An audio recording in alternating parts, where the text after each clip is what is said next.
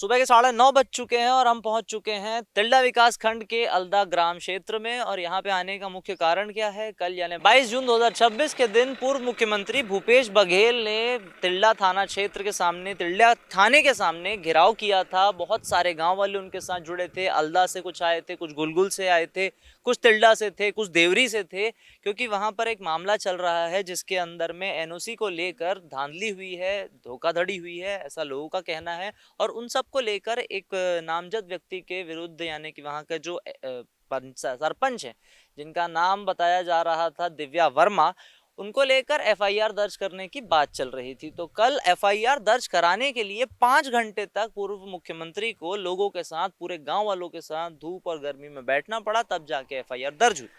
इन सारी चीजों, ये तो सारी चीजें हो गई कि एफआईआर और कानूनी कार्यवाही का मामला। लेकिन अब हम इस गांव में आए हैं ताकि हम ये समझ सकें कि ग्राउंड जीरो पे धरातल पर ये फैक्ट्री लगने से जो गांव में, पर्यावरण में, जानवरों के साथ, खेतों के साथ, लोगों के जीने, दिनचर्या, जीवन के साथ क्या होगा, उन पर क्या असर पड़ेगा, ये सारी चीजें समझने के लिए यहाँ पर हम पहुंच चुके हैं। अभी हम गांव में जाएंगे, उस फैक्ट्री की साइट पर जाएंगे, देखेंगे, लोगों से भी बात करने का प्रयास करेंगे और वहाँ की जो स्थिति है वो भी दिखाएंगे। क्योंकि अक्सर सबसे ज़्यादा ज़रूरी माना जाता है, ये बहुत ज़रूरी है कि किसी भी स्टेट में, किसी भी राज्य में फैक्ट्रीज लगना और इंफ्रास्ट्रक्चर का डेवलपमेंट होना विकास लाता है, बहुत सारी चीज़ें, रोजगार लाता है। लेकिन उसी समय हमें ये भी बहुत ज़रूरी है, ध्यान रखना होता है कि किसी भी विकास के लिए हम पर्यावरण को इतना नुकसान ना पहुंचाएं कि वहाँ के जो रहवासी हैं, वहाँ के जो पशु पक्षी हैं, उन सब पे आपदा आ जाए, उनकी समस्या बढ़ जाए। तो चलिए गांव की ओर बढ़ते हैं, देखते हैं, सुनते हैं लोगों की बात, जानते हैं स्थिति और करते हैं पर्यावरण की पूरी बातें आपसे साझा।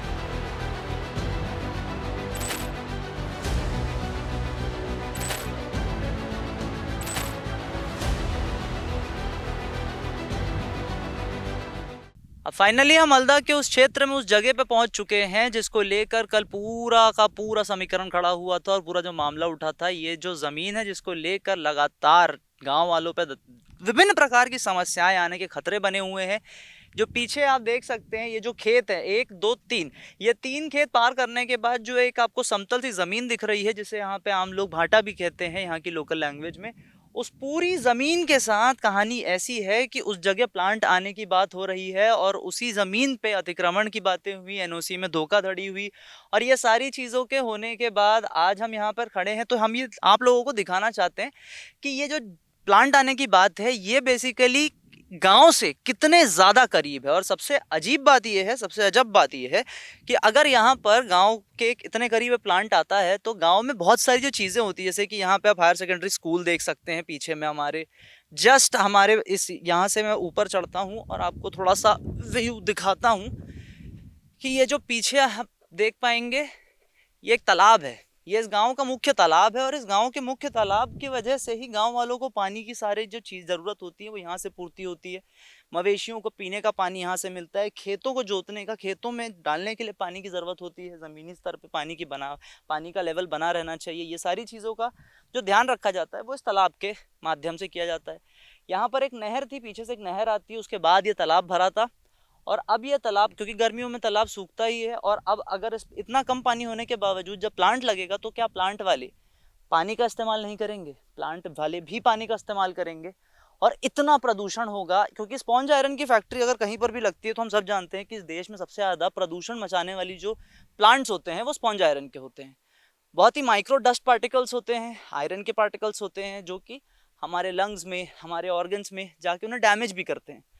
अभी यहाँ पर गांव वालों का जो पूरा का पूरा जीवन है वो इस तालाब के बहुत ज़्यादा करीब है, प्लांट के बहुत ज़्यादा करीब है। जिस ज़मीन को गांव वालों को बचाने की ज़रूरत है, अभी क्यों पड़ रही है ये मैं थोड़ा सा आपको बता दूं। क्योंकि अगर प्लांट, कोई भी प्लांट हो, किसी भी गांव से इतना करीब आता है, महज मुश्किल से 400 से 500 मीटर, आधा किलोमीटर की दूरी पे वो प्लांट गांव से लग रहा है, कितना नुकसान हो रहा होगा, आने वाले समय में कितना नुकसान होगा। यहाँ पे जो पशु पक्षी हैं, उसके अलावा यहाँ पर जो पेड़ पौधे हैं, उन पर उसका क्या असर पड़ेगा, ज़मीन की गुणवत्ता का क्या असर होगा। यहाँ पे जो खेत होते हैं, खेतों में जब खेती होगी, यहाँ पे जो आप फल फ्रूट धान जो भी लगाएंगे, उनकी क्या स्थिति हो जाएगी।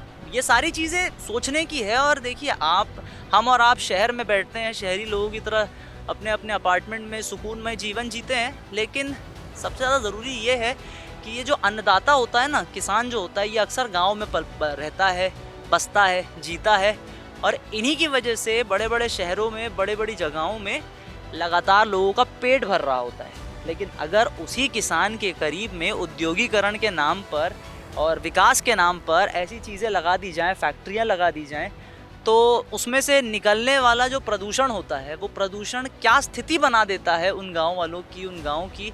ये इसके बहुत सारे विभिन्न उदाहरण हम देश भर में देख चुके हैं। और अगर ये चीज़ यहाँ पर भी चलती रही और ये फैक्ट्री कंटिन्यूसली यहाँ पे सेटअप हो जाती है और यहाँ पे स्पॉन्ज आयरन का काम चालू हो जाता है, तो गाँव वालों को बहुत सारी समस्या का सामना करना पड़ेगा। नेचर पे इसका बहुत असर होगा।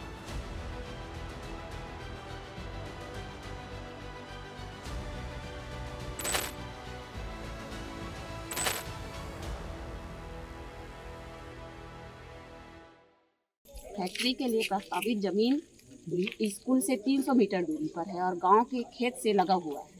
तो हम ये प्रदूषण, फैक्ट्री की प्रदूषण जो है हम नहीं चाहते। आने वाले भविष्य के लिए यह बहुत बड़ा खतरा है। नहीं, हमको ऐसा विकास नहीं चाहिए। ये हमारे पर्यावरण को प्रदूषण करेगा, हमारे तालाब को पानी दूषित कर देगा। हमको ऐसा विकास नहीं चाहिए। हमको फैक्ट्री इसलिए नहीं चाहिए कि क्योंकि हमारे गांव के पास में जो चापा में है, वो उसमें कंपनी है, उसमें डस्ट आता है, तो हमारे घर में काला काला डस्ट जम जाता है, जिसको हमको साफ़ करने में परेशानी होता है। इसलिए हम लोग बहुत परेशानी का सामना करना पड़ेगा, इसलिए हम लोग कंपनी नहीं चाहते। लगभग जो प्रस्तावित प्लांट है उससे जो स्कूल है 300 मीटर की दूरी पर है और वहीं पर उप स्वास्थ्य केंद्र भी है, तालाब है, जिससे काफ़ी प्रभावित होगा। फैक्ट्री जो है आपके गांव के तालाब से कितने किलोमीटर पर लगी हुई है? लगभग वही 300 मीटर। हाँ, ठीक। और हमारे आसपास जो फैक्ट्री लगे हुए हैं, आपके गांव के पास फैक्ट्री लगा हुआ है, उसके कारण आप लोग चाहते हैं कि यह फैक्ट्री नहीं लगेगा? हाँ, जो आसपास फैक्ट्री लगा है उससे प्रदूषण तो हम लोग देख ही रहे हैं। आसपास चांपा में है, मढ़ी में खुले हैं, वहाँ के ग्रामवासी बहुत ज़्यादा चिंतित हैं, परेशान हैं। छत में काला काला धुआं लग जाता है, धान काला हो जाता है, जिससे कई किसान ऐसे हैं चांपा के जिनका अभी तक धान खरीदी नहीं हुआ है, नहीं कंपनी वाले उनको मुआवजा दिए हैं। और तालाब में एक परत बन जाता है काला काला पानी के ऊपर, जिससे नहाने में समस्या है। आपके गांव की सड़क की जो सुविधाएं हैं वो कैसा है अभी? सड़क तो फिलहाल प्रधानमंत्री ग्राम सड़क योजना के तहत बना हुआ है, जो मात्र एक ही वाहन चलने के लायक है। और यदि कंपनी बना तो कंपनी का तो जो हाईवा है, ट्रक है, उसकी स्थिति जानते हो, दुर्घटना होने की आशंका बहुत ज़्यादा होगा। और वहाँ रोड में हमारे बच्चे, गांव के बच्चे स्कूल जाते हैं, तो दुर्घटना की संभावना बढ़ जाती है, इसलिए विरोध है। आपके गांव से कितने बच्चे और कहाँ के स्कूल जाते हैं? हमारे गांव से बच्चे तो गांव में स्कूल है, हायर सेकेंडरी, फिर भी आसपास भटभेरा जाते हैं, टोहड़ा जाते हैं। लगभग 30-40 बच्चे बाहर जाते हैं पढ़ने। तो वही जो मेन रोड है जिस पर कंपनी प्रस्तावित है। अलदा, करेली, बोरझिटी, तुलसी, ये 4 गांव हैं यहाँ के। इन 4 गांवों के बीचों बीच में वो जमीन है जहाँ पर फैक्ट्री को लाने की बात की जा रही है। अब एक बात समझिएगा, जब ये फैक्ट्री अगर आती है, ठीक है, मेरा तो बिल्कुल भी नहीं चाहत है कि पर्यावरण को नस्तो नाबूद करने के लिए किसी भी प्रकार का औद्योगिकरण हो। मैं तो बिल्कुल इसके खिलाफ हूँ। और आप अगर इसके समर्थन में, खिलाफ में, जो भी आपका विचार है आप जरूर बताइएगा। लेकिन इन 4 गांवों के बीच में जब फैक्ट्री आएगी तो आप समझिए, एक फैक्ट्री के लिए, एक विकास का द्वार खोलने के लिए 4 गांवों के लोगों के जीवन के द्वार को बंद कर दिया जाएगा, उनको सफोकेशन और उनको दम घुटने की स्थिति में ला दिया जाएगा। क्या ये सही है? क्या इस प्रकार का छत्तीसगढ़ में विकास मांगती है जनता? क्या इस प्रकार का छत्तीसगढ़ में विनाश सह सकती है जनता? छत्तीसगढ़ एक पर्यावरण और प्राकृतिक धरोहरों का गढ़ है। इसे जितना हो सके हमें बचाना है। इसे बर्बाद होने से दूर रखने का पूरा प्रयास हमें और आपको मिलकर करना है। हसदेव गया, अबूझमाड़ गया, और भी बहुत सारी जगहों में आप देख ही रहे हैं विकास पहुंच रहा है, पर्यावरण वहां से विदा हो रहा है। हम नहीं चाहते कि छत्तीसगढ़, रायपुर जिले में आने वाला तिल्दा नेवरा, ये क्षेत्र इतना ज़्यादा राजधानी, छत्तीसगढ़ की राजधानी के करीब है। अगर इसे भी हम ना बचा पाए, इसे भी हम अगर नहीं बचा पाते हैं, तो फिर मनुष्य होने के नाते हमें सोचने की आवश्यकता पड़ जाती है कि क्या हम इतने गिर चुके हैं कि हम अपने निजी स्वार्थ के लिए किसी के गांव को, किसी के जीवन को, किसी के अस्तित्व को मिटाने की ओर चल पड़े? तो ये थे अल्दा, तिल्दा, तुलसी के आसपास के क्षेत्रों में हमने घूमा, हमने मुआयना किया। लोगों से बात करने का मौका तो नहीं मिला, गांव में इस वक्त सब व्यस्त हैं, लेकिन जो स्थिति मैंने आपको बताई, जो चीज़ें मैंने आपको दिखाई हैं, ये चीज़ें सोचने वाली बात है। और इसमें आपके जो भी विचार है, हमारे कमेंट सेक्शन खुले हैं, वहां पर आके आप अपनी बात रखिएगा। तो मैं आशीष गुप्ता, कैमरामैन कलीम परवेज के साथ, अल्दा, तिल्दा, नेवरा गाँव के बीचों बीच। ये वीडियो अगर आपको पसंद आई हो तो इसे लाइक करें, शेयर करें। जो भी आपके विचार है कमेंट सेक्शन में हमसे भी शेयर करें, हमें भी अवेयर करें आप क्या सोचते हैं, और बने रहें द लेंस के साथ।